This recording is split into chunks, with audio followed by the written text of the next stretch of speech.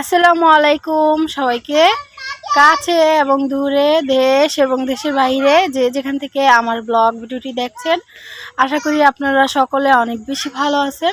আলহামদুলিল্লাহ, আল্লাহর অশেষ রহমতে আমরা অনেক বেশি ভালো আছি। চলে আসলাম নতুন একটি দিনে নতুন আরেকটি ব্লগ ভিডিও নিয়ে। আশা করি সম্পূর্ণ ব্লগ ভিডিওটি না টেনে ধৈর্য ধরে প্লিজ ভিডিওটি কন্টিনিউ করবেন। যদি ভালো লাগে অবশ্যই একটা লাইক দিবেন, তারপরে ভিডিওটি দেখা শুরু করবেন। সবাইকে জানাচ্ছি শুভ সকাল। সময় স্বল্পতার কারণে আমি ভিডিও এডিট করে আপনাদের সাথে শেয়ার করতে পারছি না, প্লিজ কেউ কিছু মনে করবেন না। আশা করি সম্পূর্ণ ব্লগ ভিডিওটি না টেনে কিন্তু দেখে নেবেন প্লিজ। আপুরা ভাইয়ারা অবশ্যই বারে রিকোয়েস্ট করি, কারণ আপনারা টেনে টুনে হয়তো ভিডিওটা দেখে নেন, এই জন্য আর কি। আর এখানে আমার ভাই পরোটা নিয়ে আসছে, ভাজি, সাথে ডিমটা আমি বাসায় ভেজেছিলাম। এখানে সকালের নাস্তা খাওয়ার জন্য নিয়ে আসছে। এখন সবগুলা ভেড়ে নিয়েছি, এখন খাওয়া দাওয়া করবো ছেলে মেয়েকে নিয়ে সাথে। আর এটা আরেক দিনের একটা ব্লগ ভিডিও, গুঁড়া মাছের তরকারিটা রান্না করেছিলাম, আমি রান্না করেছি, সেটা আপনাদের সাথে শেয়ার করে ফেললাম। আর এটা এখন মাছ বাজানো হচ্ছে, এই মাছ দিয়ে সিম দিয়ে আলু দিয়ে রান্না করা হবে। আর তেলাপিয়া মাছ দিয়ে সাথে আমি ওইটা পরবর্তীতে ভেজেছিলাম, ওটা শেয়ার করতে পারিনি। এখানে অলরেডি প্লেটে বেড়ে নিয়েছি, এখন খাওয়া দাওয়া করবো। আর এখানে শুটকির ভর্তা বানানো হয়েছে, এটা চ্যাপা শুটকির ভর্তা। এখানে কিন্তু ধনে পাতা দেওয়া হয়নি, এই জন্য এরকম লাল লাল দেখতে হয়। আর এখানে আমার ছেলে মেয়ের জন্য পাঙ্কাশ মাছ ভাজি করেছি, সাথে এখানে আমার আব্বু আবারও মূলা শাক উঠাইছিল। এখন এগুলো আমি রান্না করব চিংড়ি মাছ দিয়ে।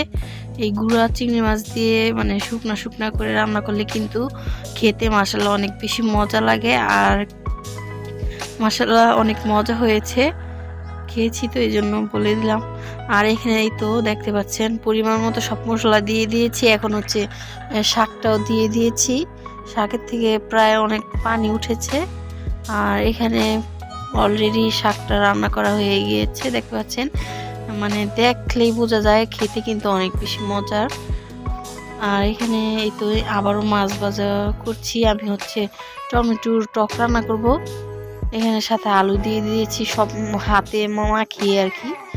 পরিমাণ মতন পেঁয়াজ কুচি, আদা রসুন বাটা, হলুদের গুঁড়া, মরিচের গুঁড়া, এবার মাছগুলো ভেজে নিয়েছি, যাতে যখন হয়ে আসবে তখন মাছগুলো দিয়ে দিব। এখন প্রায় হয়ে গিয়েছে, আর মাছগুলো দিয়ে দিয়েছি, ধনেপাতা দিয়ে নামিয়ে ফেলবো। পুরোপুরিভাবে শেয়ার করতে পারিনি। আর আজকের ভিডিওটা কিন্তু অনেক বেশি ছোট করে করেছি। এখানে আমার ভাই সন্ধ্যাবেলা দেখতে পাচ্ছেন বট দিয়ে আলু দিয়ে, তারপরে চিতই পিঠা ভর্তা। এখন সন্ধ্যার নাস্তা খাবো। আর এখানে এটা আরেকদিনের একটা ব্লগ ভিডিও নুডলস রান্না করেছিলাম, এটাও অ্যাড করে দিয়েছি। এখানে নুডলস রান্না করছি, ডিম নিয়ে নিয়েছি, সাথে নুডলস। এখন এই নুডলসটা রান্না করতে কিন্তু অনেক বেশি ইজি, সহজ। এই তো নুডলসটা প্রায় হয়ে গিয়েছে, এখন নামিয়ে ফেলেছি, প্লেটও বেড়ে ফেলেছি। এই তো দেখতে পাচ্ছেন অল্প করে কাঁচামরিচ দিয়েছি। আর এখন খেয়ে নিব। আর এখানে দেখতে পাচ্ছেন যে এই তো যে শাকটা রান্না করেছিলাম সেটাও খেয়ে নিচ্ছে, এটাও আপনাদের সাথে শেয়ার করে ফেললাম। গরম গরম ভাতের সাথে এরকম শাক দিয়ে চিংড়ি মাছ খেতে কিন্তু অনেক বেশি মজা লাগে।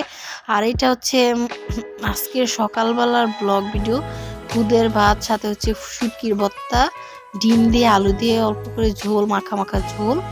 আর এইভাবে খেতে কিন্তু অনেক বেশি মজা লাগে, এটাও শেয়ার করে ফেললাম।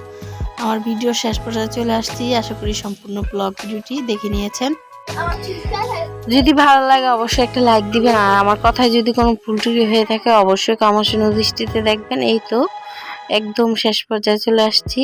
অবশ্যই যদি ভাইচে থাকে অবশ্যই আরেকটা নতুন ব্লগ ভিডিও নিয়ে চলে আসবো আপনাদের মাঝে।